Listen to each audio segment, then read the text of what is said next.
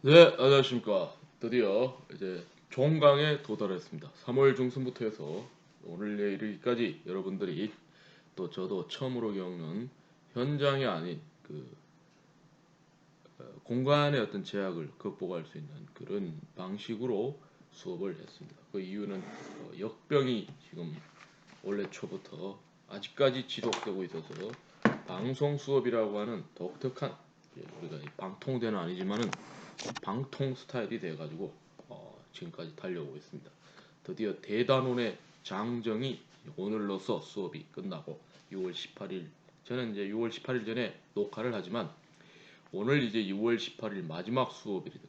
6월 23일 화요일 날은 일단은 예정하고 있기는 현장에서 기말고사를 친다라고 하고 있는데, 오늘 6월 8일 시점까지 학교 고려대학교 당국에서 기존에 정한, 즉 현장에서 시험 치는 거에 대해서 아직까지 별 이야기가 없기 때문에 이 상태로 가면 현장에서 6월 23일 날 시험을 칠 수 있지만, 또 지금 코로나가 다시 일어나고 있기 때문에 매일같이 여러분들은 코로나의 사태를 주시를 하시고 얼마든지 이게 이제 연락이 올 수가 있습니다. 그러나 가만히 있으면 6월 23일 날 시험을 치게 될 것 같습니다. 그래서 달리 통지를 하기는 굉장히 지금 뭔가 어려운 것이고 지켜보고 있다. 그런 속에서 로마사를 이제 마무리해야 되는 그런 시점에서 지금 로마사 한 건 별로 없는데, 오늘 아마 BC 1세기의 로마 정치사를 좀 많이 다루면서 남는 시간에 그 나머지에 있었던 어떤 나머지 역사가 어떻게 되는지 그렇게 얘기를 할 수 있겠습니다. 자, 그렇게 되었을 때 지난 시간까지 그라쿠스 형제가 주었던 그 개혁의 내용까지 얘기를 하고, 오늘은 이어서 그 나머지 BC 2세기에 약간 남아있는 시간하고 BC 1세기로 넘어가는 데 있어서의 여러 가지 변화상들에 대해서 이제 얘기를 할 수가 있겠다 이 말이에요. 그러면 여러분들은 그 5번이라고 적혀 있는 로마 공화정 시대 마지막 단계다라고 하는 데를 갖다가 이제 보시면 되겠다는 그런 얘기가 되겠습니다. 자, 그래서 로마 공화정이 마지막에 이제 어떤 길을 갈 것이냐라고 하는 뭐 그런 얘기가 되는데, 여기는 쉽게 말하면 정치적 혼란이다라고 말할 수 있고, 이건 다른 말로 하면 무슨 말이냐? 이 영웅 시대다. 영웅 시대 알죠? 영웅이 난무하는 시대. 중국의 유명했던 그 춘추 전국 시대를 우리가 얘기를 많이 하는데, 그때는 중국 전체 시끄럽고 복잡하다 하더라도 영웅들이 막 출몰을 하면서 그야말로 우리로서는 독특한 시대다라고 하는 것이죠. 우리가 이제 독자들이 봤을 때는 굉장히 변화무쌍 흥미진진한데, 그게 사실은 전쟁이기 때문에 슬픈 얘기이기도 하죠. 6페이지를 보세요. 여러분 갖고 있는 거 페이지로는 6페이지고 제가 갖고 있는 건 또 다르지만, 그래, 주요 사건별로 이 시기를 어떻게 볼 것일까 이렇게 얘기해요. 그래 됐을 때 이제 그라쿠스 형제 이후에 이런저런 굵직굵직한 사건들이다. 벨룸 유그르티눔. 자, 이건 라틴어를 우리가 말하는 것인데, 벨룸이라고 하는 건 전쟁이란 말이고, 유그르티눔이라고 하는 유구르타의라고 하는 그 명사가 형용사하고 같이 쓰인 것이죠. 유구르타 전쟁이다. 예?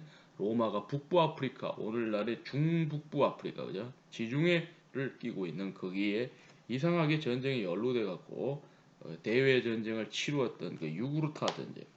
그러고 난 다음에 자기 내부에서 이탈리아에서 주로 로마 시하고 로마 시민권을 갖기를 원했던 이탈리아의 동맹을 맺은 도시들과의 이 정치적인 이권 관계 때문에 벌어졌던 동맹시 전쟁. 어, 그러고 난 다음에 이제 로마가 해외에서 치른 최장기 전쟁이라는데 세 차례에 걸쳐서 벌어졌다고 하는 벨룸 미트리다티쿰, 미트리다테스의 전쟁. 그러고 난 다음에 여러분 잘 아시는 노예가 반란을 일으킨다. 어떤 노예? 금투사 노예.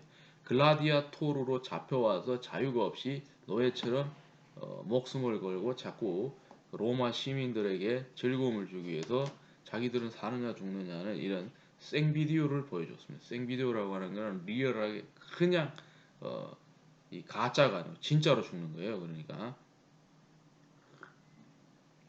그런 것에 이제 탈출하기 위해서 봉기를 일으킨다. 이게 바로 스파르타크스의 뭐 봉기, 반란, 전쟁이라고 말하는 그런 것이 있고, 그러고 난 다음에 이제 폼페이우스가 비상대권을 받아서 이걸 갖다가 뭐라 임페리움을 받아서 독재관이 돼가지고는 로마의 창고라든 이 해적을 소탕하러 갔다가 본인이 본의 아니게 어떻게 돼요? 점점 그 지역에 해적뿐만 아니라 육지로 넘어가지고 미트리다테스 전쟁권을 부여받고 그 잘하니까 로마의 정치권에서 공식 명령을 안 내렸는데 그냥 알아서 그냥 정복을 해갖고 나중에 이거 재가 문제가 발생했던 폼페이의 동방원정, 예, 알렉산더의 동방원정도 있지만 폼페이는 규모가 작아도 또 그 당시 로마로서는 그야말로 이후에 노른자이라고 할 수 있는 많은 땅을 다 정복을 하는 바람에 아주 어떻게 보면 로마인들의 기분을 갖다 충족시켰다라고 할 수 있는데 이 폼페이의 동방원정이다 하는 겁니다. 자, 그럼 안 다음에 이 군인 정치가들이 등장. 마리오스, 술라, 크라소스, 폼페이우스, 카이사르, 안토니우스, 레피두스, 옥타비아노스, 악티움 해전에 이르는 긴 세월까지 아주 긴 세월 동안 자기들끼리 로마 권력을 장악하기 위한 그러한 쟁탈전이 벌어지면서 로마는 그야말로 무기력해지고 그런다 공권력이 무너지는 그런 시대를 살아갔다라고 할 수가 있겠습니다. 자, 그래서 이 긴 여정을 이제 다루게 되는데 뭐 저는 여기 자세하게 뭐 유구르타 전쟁도 많이 이렇게 적어놨는데 이걸 제대로 꼼꼼히 다 할 시간 없고 아주 간략간략하게 지금부터 보도록 하겠습니다. 유구르타 전쟁은 무엇이냐? 유구르타 전쟁 알아야 되는데 벨룸 유구르티놈이라는 거죠. 자, 그래서 여러분들 만약에 이걸 제대로 알고 싶으면은 고려대학교 도서관에 이게 꽂혀 있는지 모르겠는데 아마 꽂혀 있지 않을 겁니다. 이거 워낙 전문적인 책이 돼가지고 여기 보면은 마이클 콤바하고 카틸리나 발마세다라고 하는 사람이 두 사람이 뭘 했냐면요. 유구르타 전쟁이라고 하는 사료를 살루스티우스라고 하는 사람이 남겼거든요. 살루스티우스라고 하는 사람 로마사에 굉장히 중요한 사료를 남긴 지식인이자 정치인이죠.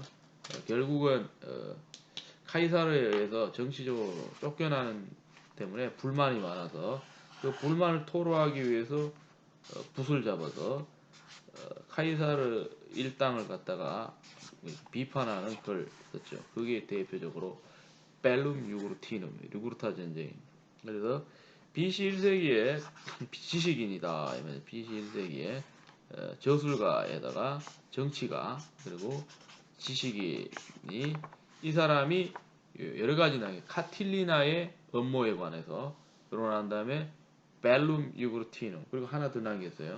이 살루스티우스가 저술했던 이 벨룸 유그르티눔 그러니까 저술할 당시는 이 유구르타 전쟁이 터지고 난 다음에 세월이 많이 지나서 한 60년 이상 지나서 그 기억하는 사람이 이제 거의 없는 시점에서 로마의 정치권이 부패했다는 얘기를 하기 위해서 저술을 남겼죠.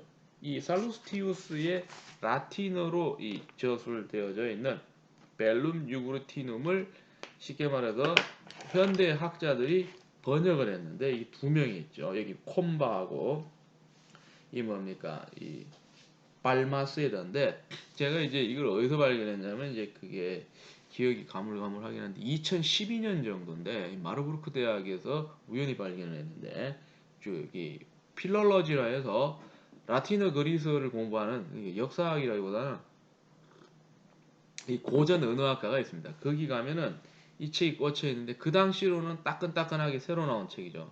출판된 지 거의 몇 년 되지 않은 그 책이 있어가지고 저는 시험 공부한다고 이걸 갖다가 봤는데 최신 그게 있는데 좋은 게 뭐냐 번역만 있는 게 아니라 해설이 있어요. 해설도 있고 역사적 해설도 있고 그뿐만 아니라 관련되어 있는 수많은 연구에 대한 이 배경 지식도 있고 번역은 번역대로 있고 그러니까 라틴어를 영어로 옮긴 거죠. 그랬을 때 이제 콤바는 이 두 사람이 옮긴 사람들인데 거기에 이제 스승이고 옆에 있는 카틸리나라고 하는 발마세다라고 하는 이 여자는 그 사람 밑에 이제 배우던 학생이에요. 이 두 사람이 같이 작업을 했는데 어떻게 했냐면은 뭐 나눠서 한 것 같아요. 그런데 주로 이제 남자가 많이 한 것 같아요. 콤바 선생이 많이 한 것 같은데 세월이 지나면서 이게 이제 출간할 때 됐을 때 안타깝게도 그 스승이 아파서 세상을 떠났어요. 세상을 떠나서 유고작이 되어버렸는데 그걸 제자가 후에 찍어내는 겁니다. 그걸 제가 어떻게 하냐면은 인트로덕션을 읽어봤죠. 항상 저는 습관이 모든 책을 보면 이게 왜 책이 나왔는지를 간단하게 쓰지 않습니까? 이 서문이라고 하는데 그 보면 이 구구절절한 사연이 있습니다. 돌아가신 스승을 기리면서 나온 책인데 The War Against 유구르타라고 해서 유구르타에 대해서 로마가 전쟁을 하는 것이다. 2009년도 명문 옥스포드 대학 출판사에서 찍어낸 책이다. 이렇게 얘기를 할 수가 있단 말입니다. 그래서 벨룸 유그루티눔이라고 하는 것에 대해서는 뭐 긴 얘기를 할 게 없는데 왜냐하면 시간이 너무 없어가지고 그래서 이 아프리카의 누미디아에서 형제들 간의 왕위 계승 전쟁이 벌어져가지고 자기들끼리 이제 치고받고 하는데 형제가 이제 세 명이 있단 말입니다. 히엠살, 아드헤르발 이건 안 중요하니까 안 적겠습니다. 히엠살하고 아드헤르발 있고 유구르타가 있는데 유구르타는 배다른 형제고 히엠살, 아드헤르발은 죽은 왕의 직접 낳은 자식. 그러면 이복 형제들 간의 알력이 있단 말이에요. 죽기 전에 이 미킵사라고 마스니사인가요? 누미디아 왕이 유언을 남기는데 내가 죽으면 너희들끼리 싸우면 안 되니까 공평하게 n분의 1씩 영토를 나눠 먹어라 이렇게 얘기를 해. 그런데 그게 뜻대로 하지 않고 군대에 막강한 힘이 있던 이 이복 형제인 유구르타가 한 명씩 한 명씩 제거해 버립니다. 그러니까 쫓겨나서 피난 다니고 있던 그 왕의 아들이 어떻게 돼요? 예, 로마에다가 이제 도와주세요 해가지고 로마가 이제 개입하게 되는 그런 얘기인데 핵심이 뭐냐면 로마 개입에서 사실 양국 국력 대결이라 하면 비교가 안 되죠. 노미디아 조그만 나라 하나하고 이 지중해 최강국 로마가 전쟁하면 그냥 투입하면 끝나야 되는데 로마가 이 전쟁을 빨리 끝내지 못하고 7년 동안 질질 전쟁이 끌리는데 속수무책이에요. 뚜껑을 열어보면 뭐냐?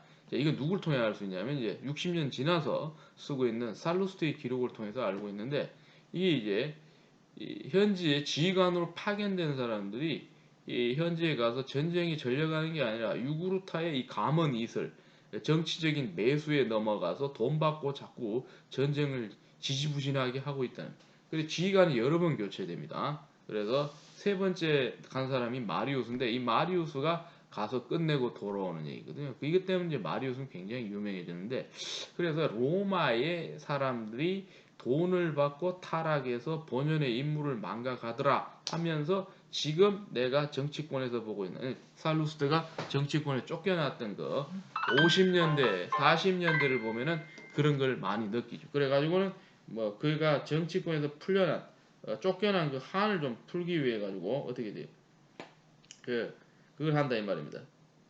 한을 풀기 위해 가지고 기존의 기성 정치권을 갖다 욕하기 위해서 펜대를 잡는 것이 되는 이게 벨룸 유브루티룸이다 이 얘기를 그래서 그런 얘기라고 하는 거. 자 동명시 전쟁은 뭐냐 여러분 많이 들어봤죠. 이건 이제 동명시라고 하는 거는 로마가 뭐가 있냐면은 로마 시가 있고요. 이게 이제 전형적인 로마 시민권을 갖고 로마 시에 있는 사람 그리고 이들하고 긴밀히 결탁돼서 시민권을 갖고 있는 그 주변에 있는 사람. 그런데 나머지 이탈리아 반도의 사람들은 로마의 전쟁에 늘 참전을 하지만 대접을 못 받는 게 쉽게 뭘 안 준다? 시민권 안 주니까 우리에게도 시민권을 달라. 이런 구도가 되는. 로마 시에 있는 사람은 로마 시민이고 그리고 가깝게 측근들인 그 주변에 있는 사람들 친하게 지내면 시민권 받고 나머지 대부분은 안 주고 근데 평등하게 똑같이 로마가 해외 전쟁하면 늘 군대를 보내서 같이 참전하는데 예? 그렇게 생각해 보세요. 그러니까 수도권에는 있는데 서울하고 수도권 서울은 서울 시민권 갖고 있고 수도권도 서울 시민권 갖고 있는데 서울이나 수도권처럼 의무를 다 납세를 하고 있고 국방 의무를 하고 있고 노력 동원 다 하고 있는 충청도 경상도 도서지역 수많은 사람들은 시민권을 안 주는 거예요. 그러면 어떻게 그 나머지 사람들이 우리도 주세요라고 하는 거예요. 그러니까 이걸 주느냐 마느냐 옥신각신 하다가 뻥 전국적으로 터져버린 사건이 바로 이 시민권 문제로 불거졌던 이 알력. 수백 년 동안 종군하고 같이 일을 해왔는데 왜 대접을 안 해주냐 이 말이에요. 그래갖고는 한 3년 정도 91에서 88년 로마를 시끄럽게 했던 내전이 벌어진데 이것이 바로 동맹시 전쟁이다. 그래가지고 이제 동맹시 전쟁이라고 하는 것을 이제 알아두시기 바랍니다. 자세한 내막에 대해서는 지금 다 얘기할 수 있는 그런 상황이 아니기 때문에 그런 맥이 있다라고 하는 것을 자, 그러고 난 다음에 이제 미트리다테스 전쟁이라고 하는 게 있는데, 이거는 제가 예전에 이제 석사 논문을 쓸 때 이걸 연구했는데 아주 희한한 전쟁이 있다라고 하는데, 자, 미트리다테스 전쟁이다.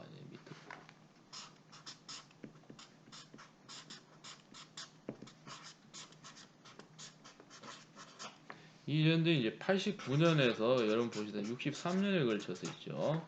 그래서 이 전쟁은 어떤 전쟁이냐? 이거는 이제 로마가 본의 아니게 자꾸 해외에 개입해야 하는 그런 상황이 벌어졌는데, 미트리다테스 전쟁이라고 하는 것은 그 당시에 로마에서는 아주 멀리 떨어져 있던 근동 지역이죠. 그죠? 오늘날 터키하고 그 터키 위에 흑해가 있는데 흑해 사이를 끼고 있는 그러니까 이제 조그만 바다죠. 이거는 말이 바다지 큰 호수나 마찬가지.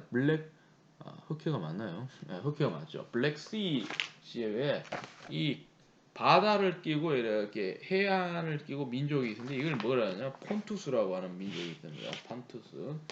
이걸 폰투스로. 성경에는 뭐로 나와요? 본도라고 나와요. 본도. 본도가 이제 폰투스는 유럽식 표현이고 본도는 동방식 표현입니다. 유럽식 표현이 격음화 현상이 많이 납니다. 본도라고 해요. 본도는 한국말인 줄 알죠. 그죠? 그게 아니고 폰투스를 본도라고 그러네. 본도라고. 예, 그래서 폰투스의 왕국이 있는데 이 왕국의 이 당시 왕 이름이 미트리다테스 6세예요. 이 미트리다테스는 아주 이름이 여러 번 나와요. 1, 2, 3 다 있단 말이에요. 이 왕이 왕권을 장악해갖고 올라와서 아주 긴 세월을 다스리는데 로마 사료에서는 어떻게 묘사되냐 아주 그냥 그 정치적 야심이 아주 심각한 사람으로 묘사. 그러나 전쟁에 그냥 광분하는 사람으로 이렇게 묘사를 하고 있는데 이건 우리가 분명히 따져봐야 됩니다. 사료가 아무래도 로마가 자기를 미화하기 위해서는 남을 갖다가 어떻게 깎아내려야 되니까 그런 말을 했을 거라고 하는데 어느 정도 우리가 동의할 수 있는 굉장히 야심적이다. 로마를 상대로 해갖고 로마인들을 그렇게 괴롭힐 수 있는 용기를 가졌다 그러면 이건 굉장히 대담하다라고 할 수 있죠. 이제 미트리다테스가 그 당시 이제 즉위했던 것이 뭐냐면 89년부터 전쟁 나기 수십 년 전에 이미 즉위를 해요. 그래서 주변 국가들이 있는데 주변에 있는 국가들이 세력이 비등비등하거든요. 그러니까 조금씩 나라 하나씩 쳐들어가서 전부 다 그걸 해버려요. 장악을 해버려요. 그러니까 여기 있는 상당수 나라들은 로마하고 무슨 관계? 동맹 관계를 맺죠. 동맹 관계다 아니야? 동맹이다. 이 우방 관계라 했고 뭐냐면 아미끼 에소끼라고 하는 말인데요. 이 전형적인 표현이 아미끼 에소끼라고 해갖고 친구와 동맹이다 이 말이죠. 친구 플러스 동맹 이게 이제 우리 우방 관계로 번역을 하는데 이 로마가 다른 민족하고 동맹을 맺으면 전형적으로 아미끼 에소끼가 됩니다. 이게 좀 작아서 한번 다시 써있어요. 아미끼 에소끼 이건 상식적으로 알아두십시오. 여러분들 역사학도기 때문에 이거는 원어로 알고 있어요. 그냥 동맹 이렇게 우방 그러면 안 되고 아미끼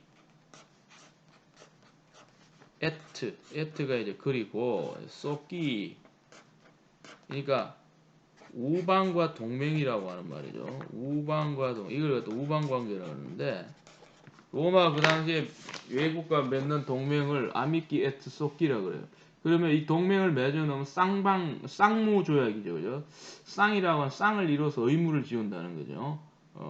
그래가지고 한쪽이 공격을 당하면 다른 쪽이 반드시 전쟁에 개입해서 도와줄 의무가 있습니다.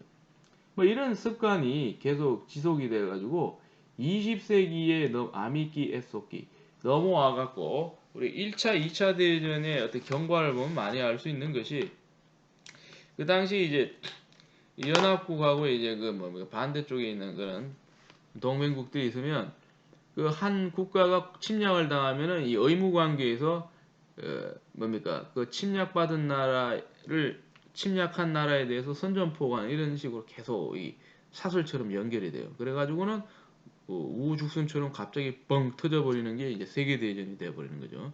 1차 대전도 그렇고 2차 대전도 그렇고 그래서 그런 걸 보게 됐을 때 이런 우호 관계를 맺어놨는데 로마의 이 동맹이 되어 있는 그런 나라들을 조금씩 조심스럽게 야금야금 공격을 해요.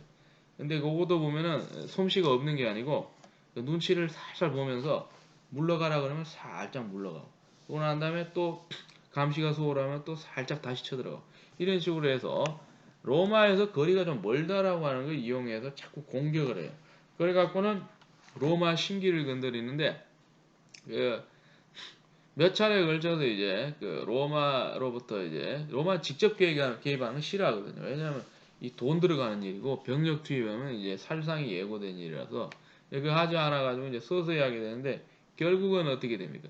이게 이제 나중에는 불거져 가지고 로마가 완전히 군사 개입을 하게 돼. 89년이 되면은 그래 갖고 이제 이 미트리다테에서 전쟁을 하는데 미트리다테스가 굉장히 지략이 뛰어난 사람이어서 병력도 많고 그래 갖고 여러 가지 작전으로서 로마를 괴롭혀서 빨리빨리 전쟁이 끝나지 않고 뭐 휴전을 했다가 또 전쟁 터지고 또 전쟁 터지고 이런 식으로 해서 세 번이나 전쟁이 터졌어요.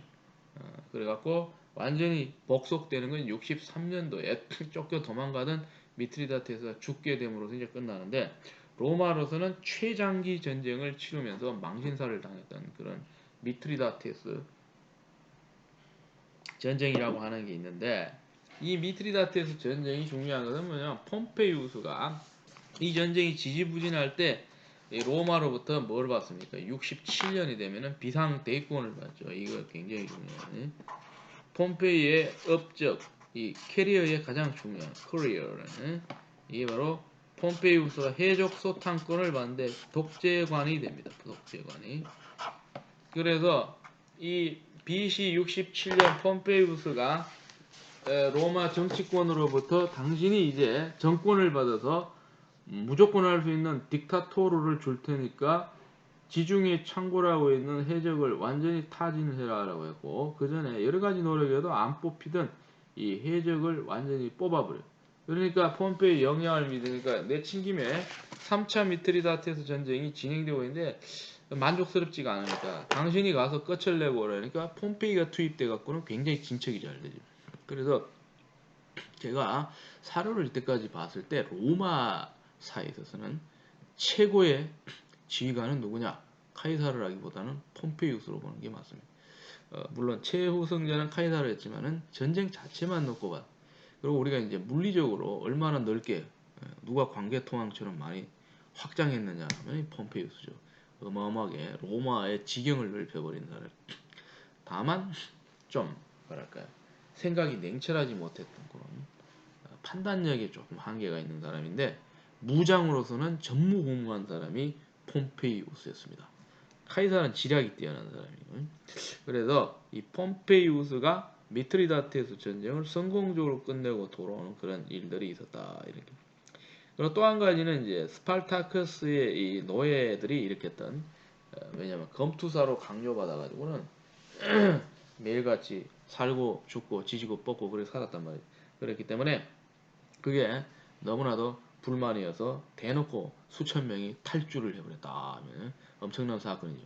근데 그 규모가 커서 정규군, 관군을 보냈는데 진압이 잘 안 되는 그런 여러분 이해가 됩니다. 서울 시내에 예를 들어갖고 큰 감옥소에서 수천 명이 나왔는데 우리나라 사단병력이 간데도 잡아내지는 못. 이런 일이 벌어진 거 아닙니까, 그죠? 그러니까 이상한 일이 이제 벌어지고 있다 이런 얘기. 자, 그래서 스파르타쿠스의 반란, 스파르타쿠스를 이제 흉내를 내갖고 이게 역사적으로 굉장히 중요하죠, 그죠? 그래서 이제 이 저항 정신은 공산주의자들도 굉장히 주목을 하는데, 그래갖고 소련의 축구팀 이름 중에 이제 뭐라 그럽니까? 지역 다음에 자기 이제 별명이 있다 있잖아요. 예를 들면은 프로야구도 무슨 뭐 보면은 무슨 팀이 있으면 항상 그 금방 이게 뭐 두산 같은 두산 베어스 이렇게 있는 것처럼 그래갖고 여기 소련의 축구팀 중에도 뭐가 있냐면 스파르타쿠스라고 하는 팀이 있어요. 그 이제 스파르타쿠스의 저항 정신을 갖다 많이 생각하는데 그래서 이제 이런 것들도 있고 진행이 되는데 무슨 얘기를 좀 해야 되냐면 드디어 이제 마리우스하고 술라 얘기를 좀 해야 되는데 이제 마리우스하고 술라 얘기는 어떻게 하냐면은 다시 이제 그 BC 그 2세기에서 1세기 넘어올 때로 가는데 아까 말했던 유구르타 전쟁이 그 112에서 105년 상간에 벌어졌던 그 전쟁에서 이제 성공해서 돌아올 때에 두 명이 유명해지는 거죠. 유구르타 전쟁을 맡았던 최고 사령관이었던 마리우스와 그 밑에서 실제로 전쟁을 끝낼 수 있도록 외교적 전략을 세웠던 지략가, 로마사에 굉장히 빛나는 그런 지략을 보여주고 전쟁의 천재라고 하는 술라라는 사람이에요. 이게 마리우스 술라는 원래는 이제 같은 통속이었는데 이게 술라가 마리우스 밑에 있었는데 나중에는 이 들고 일어나서 서로 적이 돼 갖고 싸우는 그런 형국인데, 그래갖고 이제 마리우스 술라가 이제 정치권에서 대도하게 됩니다. 술라는 그 밑에 있었기 때문에 처음에는 잘 안 보이는 사람인데, 마리우스는 전쟁 업적이 아주 뛰어난 사람이고 외교술도 좋고 그래가지고 이 난제였던 이 유구르타 전쟁을 끝내고 돌아오면서 로마에서 굉장히 지휘관으로서 인정을 받죠. 그래갖고 이 사람이 뭘 하냐면 이제 완전히 이제 뭐 직업군이라고 하기 힘든데 로마가 앞으로 좀 체계를 가지고 군대를 운영을 해야 된다 이런 생각을 하죠. 그래가지고는 뭘 하냐면은 군제를 개혁합니다. 군제 개혁이 뭐 다른 말로 병제를 개혁하는데 전문적으로 군대를 키우는 거예요. 뭐 이렇게 뭐 전쟁 터지면 갑자기 끌어모으는 게 아니라 미리 준비되어 있는 그런 군대를 갖다가 만들자. 군제 개혁을 하는 군제 개혁. 유명한 마리우스의 병제 개혁이다. 그래서 로마 군대가 강해지죠.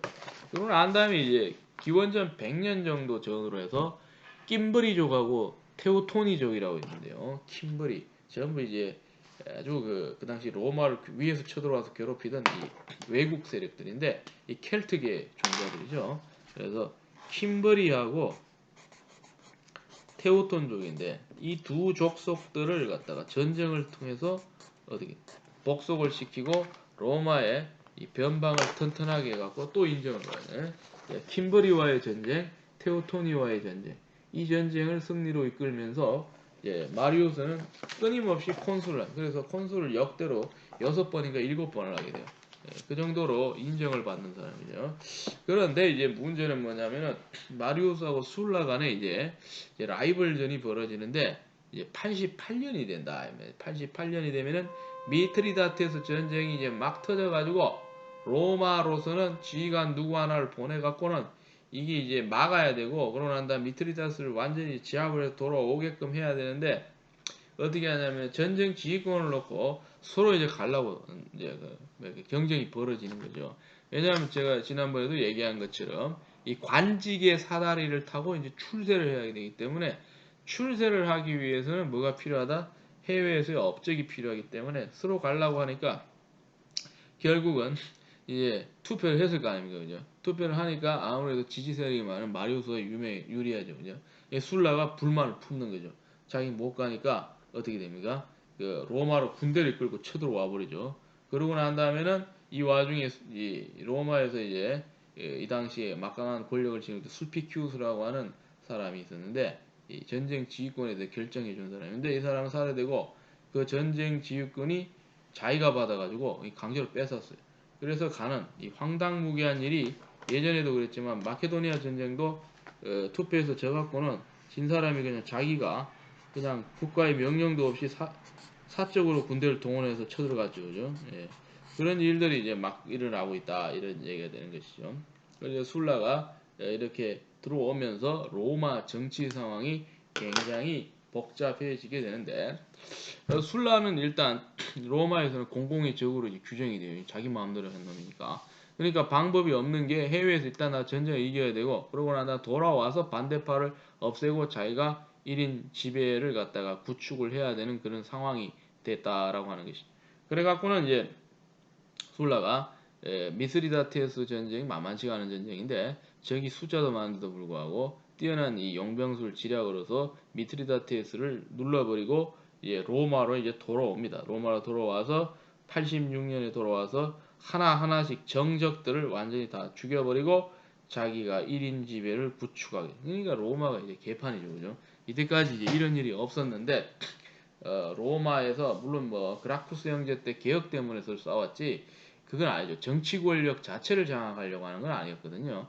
왜냐하면 그거는 이제 사회 개혁안을 갖다 하느냐 마느냐 이런 싸움이었는데 이제는 이제 정적으로 몰리고 정적에서 해방되기 위해서 그리고 정치 권력을 잡기 위해서 정적을 타도하기 위해서 로마에서 전투를 벌이는 그런 황당무계한 일들이 이제 생겨나게 됐다. 그 와중에 이제 83년에 되면 이제 이 혼란 상황이 많이 크게 되죠.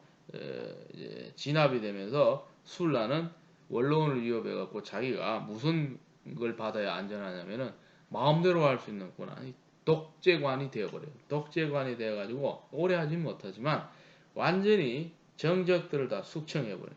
이걸 뭐라 그러냐? 로마사의 빛나는 아주 흑역사인데요. 이걸 갖다가 살생부 사건이다. 이런 얘기. 프로스크립티오. 참 이거 보면 역사가 어느 나라 비슷하다는 걸 많이 느끼는. 프로스크립티오. 우리나라 말 번역하기 참 힘든데 앞에다 대고 이름을 쓴다는 말이죠. 그죠? 살릴 놈, 죽일 놈 이름 쓴다는 거죠. 그래서 의역을 해야 되는데 직역은 아니고 이 살생부입니다. 살생부. 살생부를 통한 숙청을 해버린다. 그래서 로마사에서 아주 공포 정치가 일어나는데 잘 없는 일이었는데 술라가 못 믿는 사람 다 죽여버려요. 술라의 프로스크립티오 이 살생부 사건이 일어나게 된. 그런데 이게 뭐하고 비슷하냐면은 그 이거예요. 여러분 지금 만약 유튜브 같은데 보면 검색어 넣어가지고 뭐 1996년 뭐 1995년 6년 뭐 좀 오래됐습니다만은 KBS 사극 뭐 용의 눈물 뭐 이런 거 치잖아요. 치면 이 그 당시에 뭐 한 2년 정도 1년 정도의 사극을 했거든요.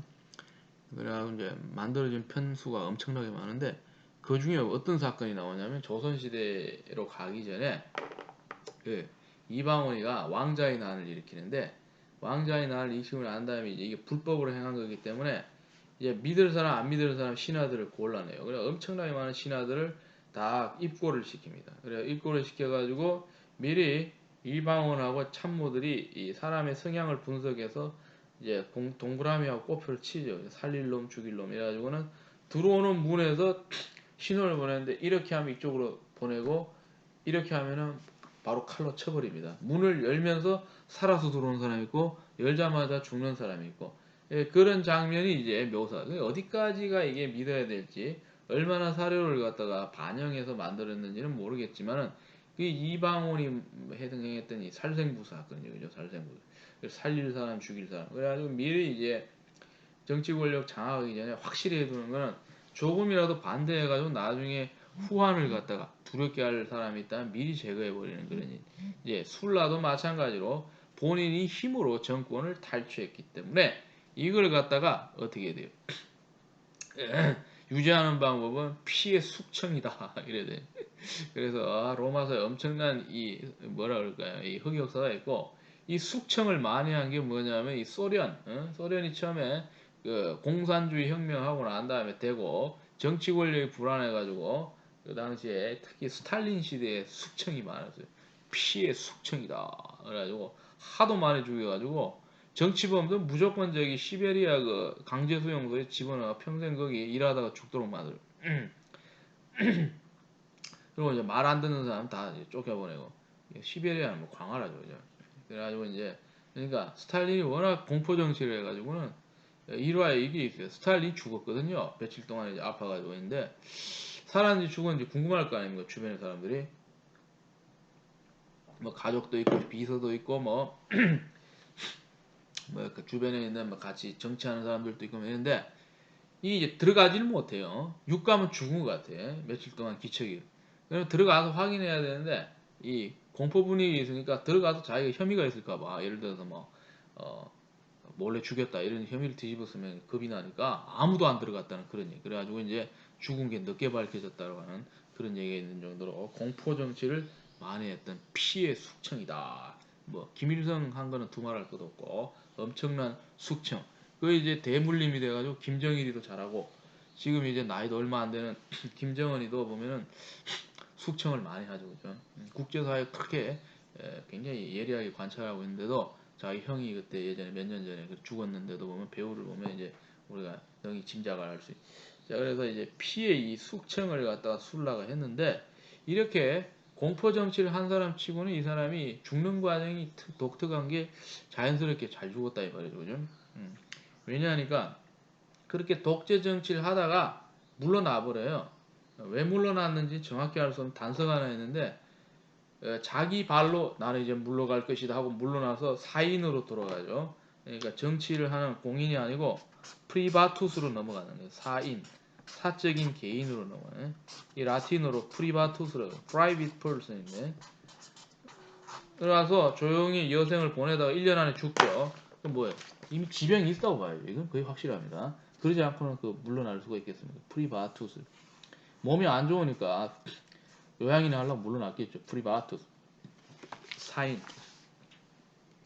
그래서 이 디오클레티아누스가 이 시대부터 해서 300년 이상 지나면 나오는데 284년에 군대의 지지를 받아서 서기 예, 뭐가 되면 로마의 아우구스투스가 되죠, 그죠? 아우구스투스 뭐 프린캡스라고 해도 되고 그때 되는데 이 사람이 어떻게 하냐면은 그 실컷 권력을 누리다가 자기 동료였던 같이 사도 정치니까 그 한테 얘기를 해갖고 우리 같이 권력에서 내려오자. 이때가 좋을 때다. 물러갈 때를 아는 사람이. 그러니까 싫다는 거 억지로 꼬드겨가지고는 세레모니를 벌치고 자기 고향으로 돌아가 버렸어요. 그래서 오랫동안 잘 먹고 잘 사다 죽었다고 하는 디오클레치아누스와 더불어서 이 술라가 이 희한하게 그렇게 은퇴를 하고 그 이듬해 죽어버리는 그런 일이 벌어요. 술라에 의한 공포 정치 그러고 난 다음에 이제 로마의 급변한 정치 변화. 이제 술라가 아무래도 여기 이제 그걸 놨다고 봐야죠. 로마가 엉망진창으로 가는데 이제 기여를 했다고 봐요. 자기가 막 쿠데타를 밥 먹듯이 하고 수많은 사람 죽이고 로마의 어떤 공권력이랄까 질서 이런 것들을 스스로 무너뜨려 버렸다라고. 그러게 되니까 이제 누가 등장하느냐? 권력이 한동안 이제 절대 강자가 없어져서 진공 상태가 오는 거죠. 자, 잘 보세요. 79년에 술라가 물러가고 난 다음에 60년에 유력자 3명이 삼두 정치를 결성할 때까지 19년 동안 뭐 이렇다 할 힘 있는 사람이 잘 안 보이는 거예요. 79년에도 60년 사이가 좀 복잡하긴 한데 눈에 확 띄는 그런 한 사람이 안 보이는 거예요. 그런데 이제 이때 삼두 정치를 통해서 들고 일어난 사람이 역사의 길이 알려지고 로마사 전체를 봤대. 1200년 로마사 로물루스부터 스로마의 멸망까지를 봤을 때 가장 이 피크 시기를 갖다 끌고 갔던 시대가 바로 요 시대입니다. 이게 뭐냐면 삼두라고 카이사르와 펌페이우스와 크라수스. 그러고 난다 옥타비안 나오고 쭉 이어지는 그때까지가 아주 로마사에서는 황금기라고 할 수 있죠. 어떤 황금기? 정치 수준은 많이 떨어지는데 우리가 제3자가 봤을 때 역동성에 있어서는 가장 이게 덜 끓는 시기. 부글부글부글부글 하는 시기. 우리나라 역사도 길게 보지 말고 대략적으로 제가 봤을 때 1900년부터 진행돼서 1999년부터 보면은 언제가 피크냐면은 45에서 50년대 지나는 순간 해방돼서 이제 격변이 일어나. 그러한 다음에 공산주의냐 이 자유주의냐 이념 논쟁 벌어지면서 정부가 수립되고 그러고 난 다음에 이제 수립되자마자 그냥 남침이 이루어지거든요. 그래서 3년 동안 잿더미 돼서 양 국토가 완전 박살나고 재건하는데 수십 년 걸립니다. 저는 깜짝 놀라는 게 재건하는데 이렇게 빨리 한 거는 처음 봤는데. 그러고 난 다음에 뭔가 이제 해보려고 민주주의 이제 독재는 물러가고 이승만에 하는데 다시 군사 반란이 일어나고 군부가 장악하고 이 완전히 역동적이지 않습니까? 역동적. 이 딱 중간이에요. 그러니까 20세기를 보면 20세기 중간이 1945년부터 해서 한 60년까지 그냥 버글버글버글. 자, 이제 로마사에서도 마찬가지인 게 이 버글버글버글 하는 것이 언제냐면 이 삼두 정치 때부터 이제 세 명이 일어나요. 한 명도 아니고 세 명이 자기들끼리 이제 로마를 갖다가 황당하게 나눠 먹기 작전을. 그 당시 로마 사이즈 오늘날 중국 국토 사이즈. 그러니까 어마어마하게 큰 땅을 우리끼리 나눠 먹자. n분의 1씩이다. 이거는 이제 등장하는 사람이 폼페이우스와 크라수스와 카이사르가 이제 등장하게 된다. 폼페이우스는 군사적인 지도력이 굉장히 뛰어나고 전쟁을 잘 이기는 그런 능력이. 카이사르는 이 언변력이 있고 판단력이 냉철하고 그러고 난 다음에 굉장히 지혜가 있는 그런 사람이고 중요한 것은 이 절제가 베샤이든하이트라고 그러는데요. 이 뭡니까 그런 말 템포리아라 그럽니까 이게 템포리아 이 절제할 수 있는 능력이 있는 사람. 크라수스는 명문가 집안에 늘 그 보게 되면은 돈이 많았던 사람. 그래서 누가 보더라도 저 사람은 뭐 당연히 이 스펙이 좋아갖고 출세할 거라면 로마 최고 부잣집의 이 전통 귀족 출신. 그러니까 지지 세력이 많은 거죠. 이 세 사람들이 들고 일어나 가지고 어떻게 됩니까? 로마를 갖다가 이 권력의 진공기라고 할 수. 술라 이후에 포스트 술란 에라라 그러는데요. 술라가 죽고 난 다음 시기를 갖다가 이끌고 가겠다. 라고 이제 그렇게 얘기를 했다 이 말이죠. 여기까지 하고 나머지 35분 이제 종강 수업은